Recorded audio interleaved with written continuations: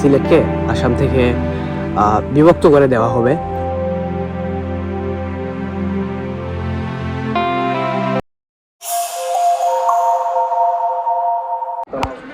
High, আমি জায়েদ, আপনারা দেখছেন তারি ব্লগ। আজ আমি আসছি সিলেটের জৈন্তাপুরে।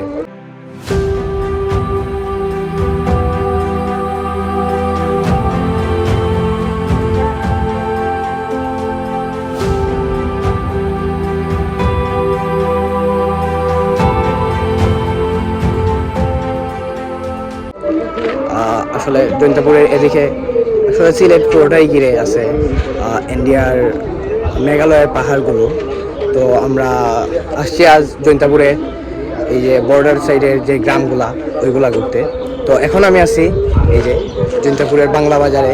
আমরা একটা গ্রামে যাব, এই গ্রামটার নাম আমুকি গ্রাম।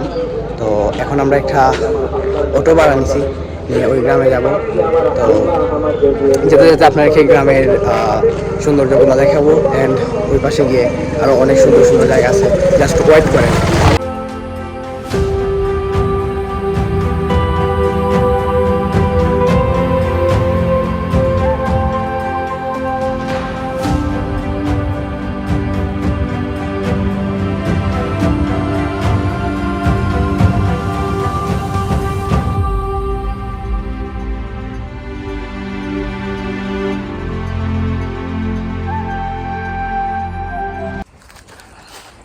আমি এখন ওই পাশে যেতে চাচ্ছি। ওর মধ্যে একটা নালা টাইপের কিছু আছে, এদিক দিয়ে হয়তো কোনো ঝর্ণার পানি যায়, তো তাই যেতে পারছি না। ওই দিক দিয়ে ঘুরে যেতে হবে। ওই পাশে গিয়ে আপনাকে কিছু এরিয়াল ভিউ দেখাবো। অ্যান্ড আপনারা যদি আসলে নেচার লাভার হন, খুব কমই পাওয়া যায় যারা নেচার লাভ করে না। তো আপনারা আসতে পারেন এমন জায়গায় এসে আপনি যদি বসেও থাকেন, আপনার হয়তো যদি কোনো দুঃখ কষ্ট থাকে সেগুলা দূর হবে। আই থিঙ্ক আমার এমনই হয়। আমার যদিও দুঃখ কষ্ট নাই, এমন জায়গায় ঘুরতেছি, দুঃখ কষ্ট থাকলে তো আর ঘুরতে পারতাম না। এই পাশে অনেকগুলো বাড়িঘর আছে যারা বাংলাদেশের। তো আমি এখানে একটা চাচা অ্যান্ড একটা চাচি, যিনি আমাদেরকে অটো করে নিয়ে আসছেন চাচা, তো এখানে কথা বললাম। তারা বললেন লাস্ট কিছুদিন আগেও নাকি এই যে এই মাঠটা আমি যেখানে এখন দাঁড়িয়ে আছি, এগুলো ছিল ইন্ডিয়ার দখলে। তো দেন কিছুদিন লাইক হয়তো কয়েক বছর হতেও পারে, তো কয়েক বছর আগে তারা কী করে জানি এটা বাংলাদেশের দখলে পুনরায় ফিরে আনছে। আর তারা কথা বলতেছিলেন ওই যে ওইখানে দুইটা গাছ দেখা যাচ্ছে, গাছের ওই পাশে নাকি বাংলাদেশের কি বলে আপনার পিলারটা আছে, বাংলাদেশের পিলার, বাট ওই টিলার উপরে উঠতে দেয় না। জানি না কেন, এটা বড়দের কাজ, আমাদের এত ভেবে লাভ নেই। আমরা ভিডিও করতে আসছি, দেখতে আসছি, দেখে যাই, ভিডিও করে যাই। ও ভাই, অস্থির একটা ভিউ।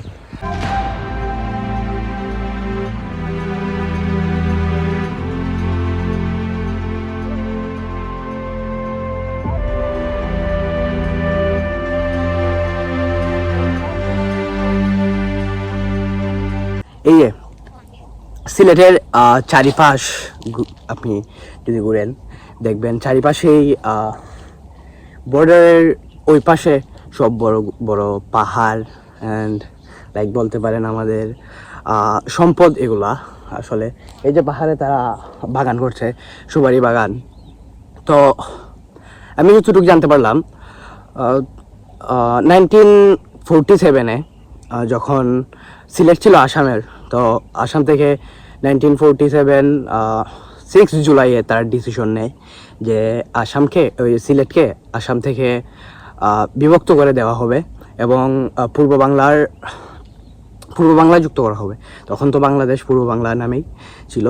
তো তখন তারা এটা 14-15 অক্টোবরে বিভক্ত করে দেয়, এবং তারা তাদের যত পাহাড় ছিল পাহাড়ের নিচেটুকু দিয়ে দেয় বাংলাদেশে, আর উপরের টুকু তো তারা নিয়ে নেয়। এই যে দেখেন কিছুদিন পরপরই বন্যা হয়, এটাই তো জানি না তারা কী করে কী করছে। বাট এটা আমার কেন জানি, আমি গতকালও বর্ডার সাইডে ঘুরলাম, কেন জানি আমার কষ্ট লাগারই কথা। যাক, কী আর হবে, আমাদের যা আছে তাই নিয়ে আমরা সন্তুষ্ট থাকি, আলহামদুলিল্লাহ বলি।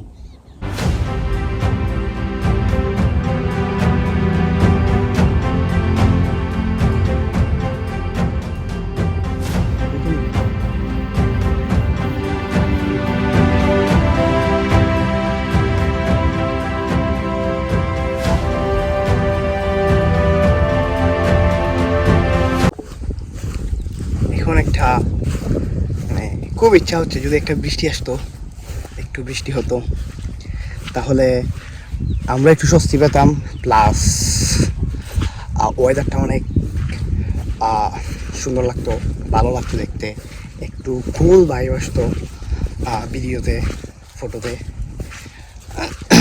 এই যে এগুলো দেখতে পাচ্ছেন, এগুলো হচ্ছে অ্যাকচুয়ালি তাদের সুপারি বাগান, এগুলোর মধ্যে সুপারি বাগান করে পুরো, আমি যতদূর চোখ যাচ্ছে দেখতে পাচ্ছি যে তারা সুপারি বাগান করতেছে, সুপারি। তো লোকাল মানুষ বললো আপনারা যতটুকু মাঠ আছে ততটুকু অবধি থাকবেন, টিলার উপরে উঠবেন না। তো আমরাও এটাই করছি, টিলার উপরে উঠছি না, টিলার উপরে উঠলে হয়তো কোনো ঝামেলা হতে পারে, তাই।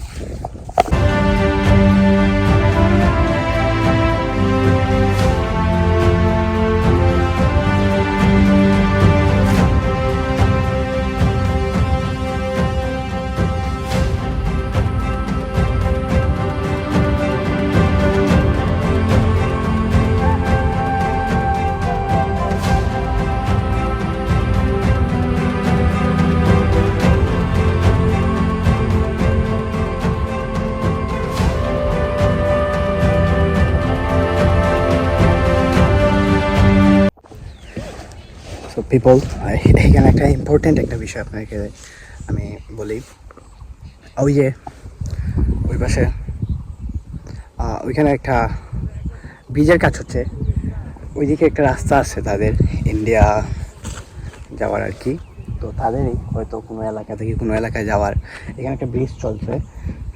তো এতদিন কাজ চলতেছিল ভালোই, কাজ অলমোস্ট ডান, জাস্ট উপরে কিছু রয়েছে।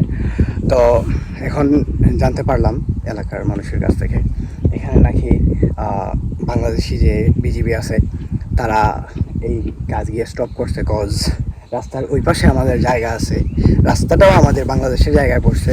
এখন বুঝেন তারা কী করছে, তারা বাংলাদেশের জায়গার মধ্যে রাস্তা করে এবং ব্রিজ করে ফেলতেছে, অলরেডি করে ফেলছে।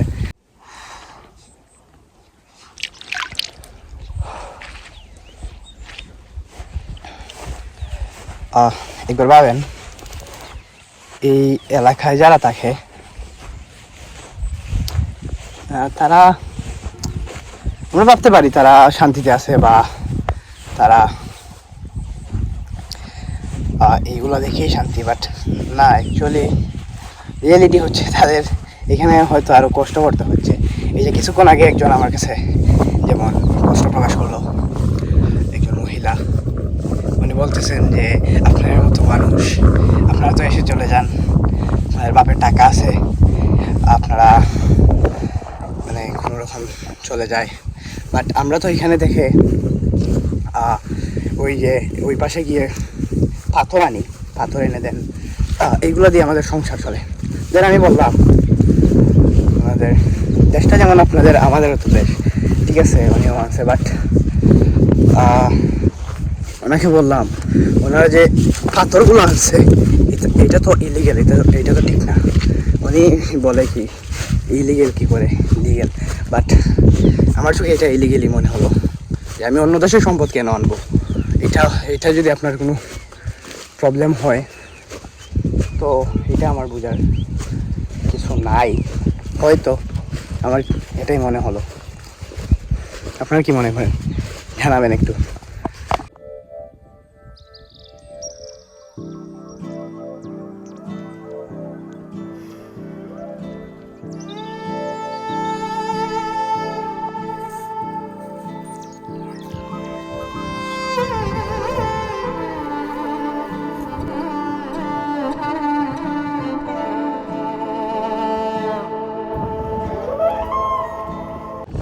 গাইস যাওয়ার থেকে এই যে লাস্ট সিনটা এখান থেকে একবার দেখেন।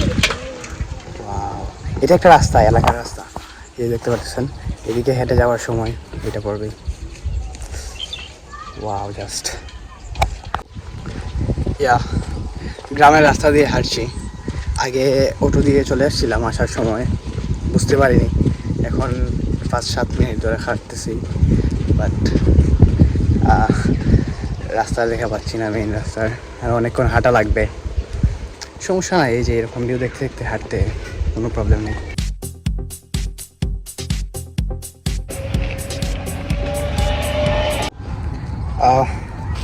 এখন আমি আছি জাফলংয়ে।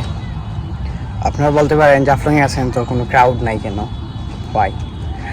বাট আপনারা জানেন হয়তো বেশি ক্রাউডেড প্লেস আমার ভালো লাগে না। যেসব আপনারা ব্লগে দেখলেন আমি ওই রকম প্লেসেই যাই। অ্যান্ড যাবো জাফলং 0 পয়েন্টেও যাবো একটু পর। তো এখন আছি আমি যেখানে, এই যে দেখেন, এটা একটা একটু উঁচু জায়গা বলতে পারেন, টিলা লাইক। আর ওইদিকে মেইন রোড জাফলংয়ে যাওয়ার। এখন আমি এই টিলাতে আছি, আর বেশি মানুষ নাই, 1-2 জন মানুষ। এরকম জায়গায় ভালো লাগে আর কি আমার। মাঝে মাঝে আমি তো অনেকদিন সিলেটে থাকছি, মাঝে মাঝে সিলেটের ল্যাঙ্গুয়েজ চলে আসে। এই যে বলে ফেললাম বালা লাগে, আসলেই বালা লাগে। এই যে দেখেন পিছনে ইন্ডিয়া, আর এটা একটা বাংলাদেশের ছোট্ট একটা পাহাড় ও টিলা বলতে পারেন।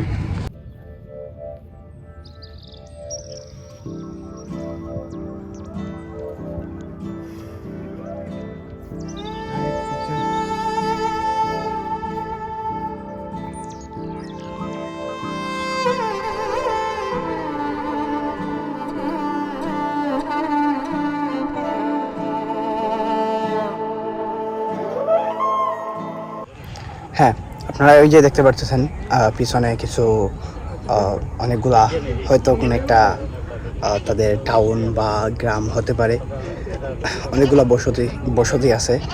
তো ওইটা আই থিঙ্ক ডাউকি ওইটার নাম, বা ওই প্লেসটার নাম। আর আমি এর অপোজিটে আছি। তো এখন আমরা 0 পয়েন্টে যাব, জাফলংয়ের, গিয়ে কয়েকটা এরিয়াল ভিউ নিয়ে চলে আসবো।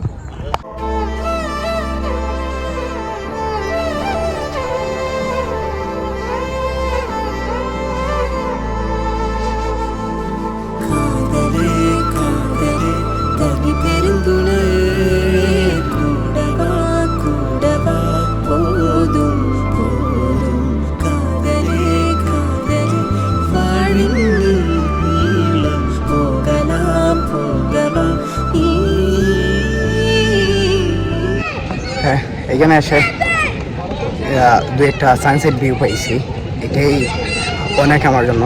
ওইদিকে যে ক্রাউড, আমার যেতে মনে চাচ্ছে না। সো এখন আমি এখান থেকে দেখব,